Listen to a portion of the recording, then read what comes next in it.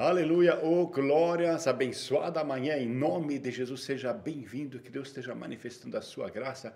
Como é maravilhoso, né? Podermos começar o dia sabendo que Deus é conosco, amém, independente das circunstâncias. Aleluia, seja bem-vindo em nome de Jesus.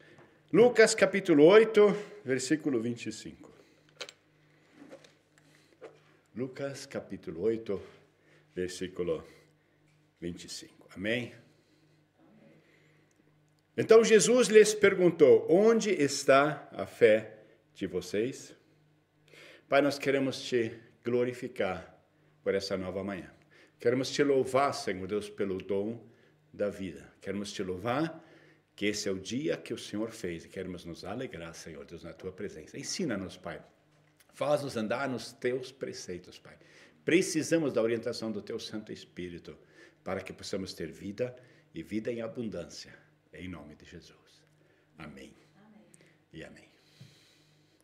Existem muitas turbulências na nossa vida que desafiam a nossa fé. Tem um louvor antigo no Brasil que dizia: toda vez que a minha fé é provada, tu me dás a chance de crescer um pouco mais. Os discípulos haviam passado por coisas terríveis, tempestades e não só há pouco tempo. E eles estavam tudo agoniados, angustiados, porque Jesus estava dormindo. E a Bíblia diz que ele levanta, ele acalma a tempestade e os ventos, e ele chega e repreende os seus discípulos. Ele pergunta: aonde está a fé de vocês? Tipo, aonde ficou a fé de vocês? Eu lembro quando nós tínhamos acabado de chegar na Alemanha, nossa primeira viagem. Nós tivemos uma viagem internacional na época, uma companhia chamada VASP, Viação Aérea São Paulo. E foi um dos voos mais turbulentos que eu passei da minha vida. Não foram só alguns minutos, foram horas de viagens, de turbulências. Eu creio que não foi só problemas climáticos, foi também algo em relação à máquina, ao avião que estava com algum defeito. Eu sei que foram turbulências terríveis. Foi uma quebradeira dentro do avião. Até as aeromoças já estavam sentadas, já cheio de vômito nos corredores, coisas voando. E foram horas de tempestade. Eu sei que quando aterrissamos, até passar no saguão da Polícia Federal, até passar... Ninguém falou nada, todo mundo ainda estava aterrorizado, ainda estava perplexo, sem palavras, ainda traumatizado daquela turbulência.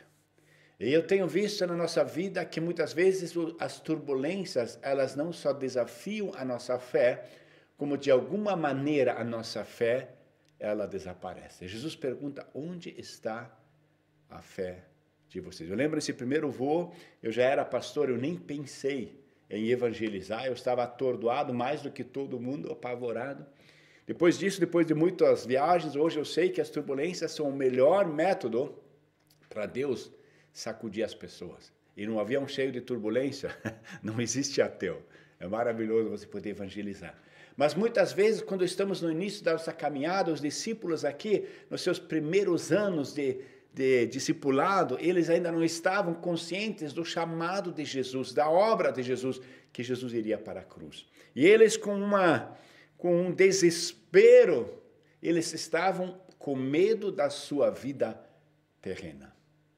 Muitas vezes as turbulências vêm por causa de caminhos que nós abandonamos na nossa vida. Eu lembro de uma história de um rapaz.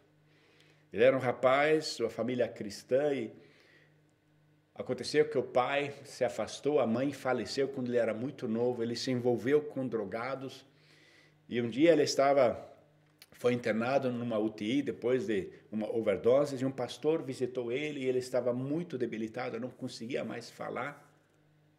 Ele perguntou: você conhece a Jesus? Esse moço disse: eu conhecia. Eu conhecia.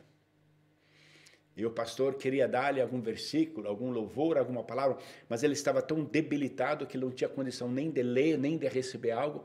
Aí ele perguntou: você lembra de algum louvor? De uma música cristã? Você é cristão? Ele falou: eu lembro, minha avó me criou, me levava para a escola dominical e tem um louvor que eu me lembro um pouquinho, que dizia assim: Jesus me ama, com amor me chama, Jesus me ama, meu Salvador. Mas é só isso que eu sei. Ela falou: você conhece algum versículo bíblico? Ele falou: lembro também da minha avó. E ela citava esse versículo que eu depois peguei na escola dominical: o Senhor é meu pastor, nada me faltará. E o pastor perguntou: você lembra de alguma oração? Aí ele falou também uma oração da minha avó. A oração sempre começava: Senhor Jesus, me ajuda. E terminava essa oração com: obrigado, Jesus. O pastor orou com ele, ele aceitou Jesus, ele renovou uma aliança. E o pastor falou: repita isso que você tem na sua mente. Repita, cante esse louvor. Jesus me ama, com amor me chama. Jesus me ama, meu Salvador. Depois cite um versículo bíblico que você conhece: o Senhor é meu pastor, nada me faltará. Ele falou: no final, faça uma oração, como a sua avó fazia: Jesus me ajuda. Obrigado, Senhor. E esse rapaz, totalmente debilitado, ficou muito tempo ainda no hospital, mas ele, diariamente, de manhã, no almoço, à noite, e quando estava acordado, ele repetia isso. Ele cantava esse louvor, que ele conhecia só essa meia estrofe: Jesus me ama, com amor me chama, Jesus me ama, meu Salvador. Aí ele proclamava o salmo: o Senhor é meu pastor, nada me faltará. E aí ele fazia oração: Jesus me ajuda, obrigado, Senhor. Passaram-se muitas semanas. Ele saiu da UTI, ele se recuperou e ele voltou novamente. Aí ele foi visitar a igreja, ele fez discipulado, fez estudo bíblico, ele cresceu, fez também a escola bíblica que tinha na igreja, se tornou um evangelista muito eficaz. Evangelizou lá na geração dele, que era Woodstock, eram muitos drogados, ele conseguiu levar muitos deles para Jesus. Alguns anos depois, por ele estar debilitado por causa das drogas, ele novamente ficou muito doente e mais tarde veio a falecer. E o último contato que ele teve, o pastor veio de novo visitá-lo. Acho que eram 20 anos depois. E foi a última visita que ele recebeu. E quando ele olhou para esse moço, agora, na verdade, estava no final da sua vida, mas estava sorrindo, a família em ordem, todas as pessoas, os seus irmãos, os filhos, tudo estava novamente. Deus tinha feito uma obra maravilhosa na vida dele. Ele, com um sorriso, com poucas forças, as últimas palavras, ele cantou: Jesus me ama, o amor me chama, Jesus me ama, meu Salvador. O Senhor é meu pastor, nada me faltará. Jesus me ajuda, obrigado, Senhor. E assim veio a falecer. Sabe, irmão, às vezes acontecem coisas na nossa vida em que Jesus pergunta: onde ficou a tua fé? E são momentos que nos dão muito problemas, ficamos muitas vezes atordoados, não sabemos como reagir. Deus, Ele quer mudar a nossa história. Ele quer que nós voltemos ao padrão da sua palavra. Ele quer que nós novamente sejamos discípulos e não apenas crentes.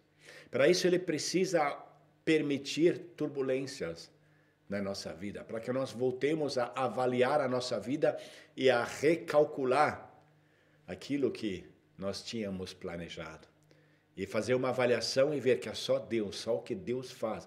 Os últimos minutos da nossa vida vai ser apenas os valores eternos que irão nos preocupar ou que irão nos abençoar. E Deus, Ele quer que nós andemos na presença, Ele quer, mas existem momentos em que a tristeza, ela toma conta de nós. No livro de Neemias, capítulo 1, no versículo 4, a Bíblia diz: quando ouvi isso, sentei-me e chorei. Passei dias lamentando, chorando, jejuando e orando ao Deus dos céus. Existem algumas situações na nossa vida em que a gente só chora. O desafio é tão grande, é tanto estresse, é tanto compromisso, é tanto mal entendido, é tanto luto. Tivemos ontem um falecimento do pai de um menino aqui da igreja. Existem muitas coisas na nossa vida que nós não conseguimos controlar. Mas quando sabemos que o Senhor é o nosso pastor e que Ele controla e que nada escapa do seu controle, quando permitimos Deus operar nas nossas vidas. Mas às vezes nós nos desviamos. A Bíblia fala em 1 Samuel 30 que Davi ele havia se aliado aos filisteus para fugir de Saul. E quando ele volta à cidade, tudo é saqueado. E a Bíblia diz que ele chorou, e os homens choraram em alta voz, bradaram em alta voz até não poderem mais chorar. Momentos de desespero, abismados, Davi se fortaleceu no Senhor. Eu gostaria de incentivar você a permitir que a palavra de Deus esteja te edificando. Que você novamente volte aos padrões.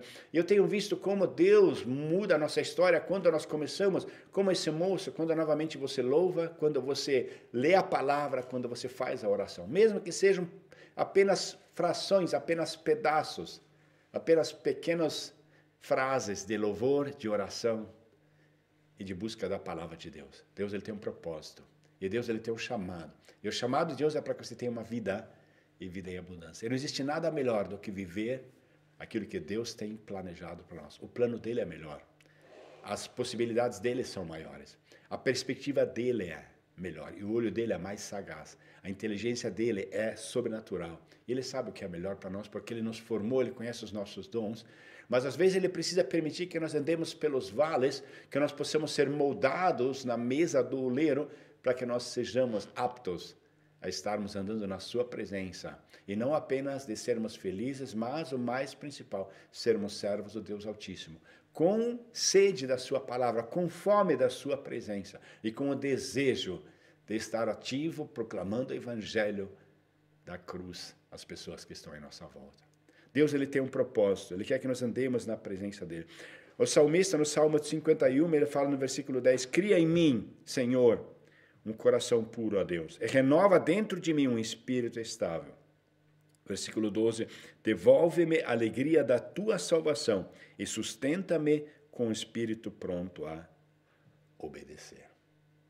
Mas muitas coisas passaram na nossa vida e muitas vezes achamos que é muito tarde, achamos que desperdiçamos. Eu tenho encontrado pessoas que se converteram já no outono da vida e que acharam, não passou, eu errei, Deus não vai me perdoar. E a Bíblia relata em Joel, capítulo 2, Deus diz, vou compensar vocês pelos anos de colheitas destruídos. Deus, ele recompensa. Deus, ele restaura. Ele diz, olha, eu vou restaurar aquilo que foi roubado pelos gafanhotos. Deus restaura. Ele tem o poder para restaurar aquilo que nós estragamos. Ali onde nós fizemos tudo errado, ele conserta. Quando nós permitimos ele entrar na nossa vida, ele se tornar o piloto e ele dar a direção e nós obedecermos aos seus preceitos. Eu tenho aprendido que não tem nada mais poderoso na terra do que a palavra de Deus. E quando permitimos a palavra de Deus entrar na nossa vida, quando a palavra de Deus se torna um alimento e não uma obrigação litúrgica, quando o relacionamento com Deus não é uma religião, e sim, é realmente as bodas do Cordeiro que você está. Quando você ir à casa do Senhor, não é apenas um ritual, mas sim você se alegra em estar na casa do Pai. Tem saudade da comunhão com os irmãos e contribui na vida da igreja. Deus começa a mudar a tua história. Existem testemunhos tão maravilhosos onde Deus mudou a história de pessoas que permitiram que seu Santo Espírito direcionasse as suas vidas. E essa é a minha oração na sua vida, nessa manhã, desse dia que talvez tenha tudo dado errado. Mas eu quero dizer que Jesus está no barco. Esse tudo, ele é muito pequeno porque Jesus é maior. E Jesus é o certo. E ele está no barco, ele pode restaurar, ele pode mudar, ele pode transformar, ele pode vivificar. Ele pode retornar a alegria da tua salvação. Novamente fazer você ter esperança. Te curar dessa depressão, desse medo, dessa angústia, desse pânico que te dá com medo da família, medo sobre segurança, medo sobre o seu futuro. Deus, ele tem o controle, ele tem o poder. Ele diz, eis que eu estou convosco todos os dias, até o fim. Mas às vezes vem medo.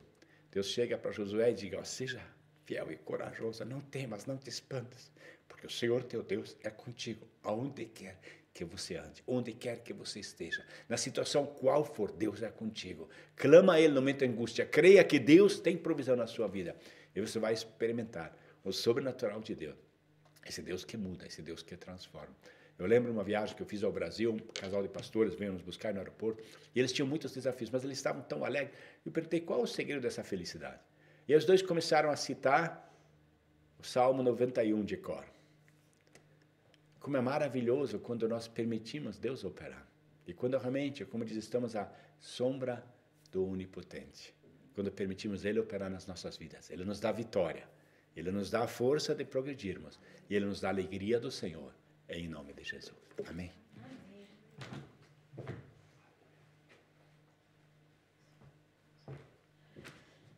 Oh glória, oh querido Deus, muito obrigado, Senhor Deus, pela tua palavra tão maravilhosa.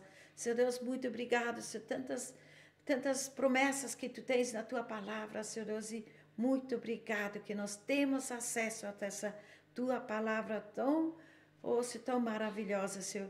Muito obrigada por este dia. Obrigada que podemos começar ele na tua presença, junto com os irmãos, Pai. Nós entregamos tudo nas tuas mãos. Ensina-nos, nos capacita, Senhor Deus, a crer, a ter essa fé que seja alicerçada em Ti, Senhor Deus, crendo nas promessas que Tu tens. Não nos permitir, Senhor Deus, que somos abalados pelas circunstâncias, situações. Quantas vezes as circunstâncias nos dão medo, Senhor, nos assustam.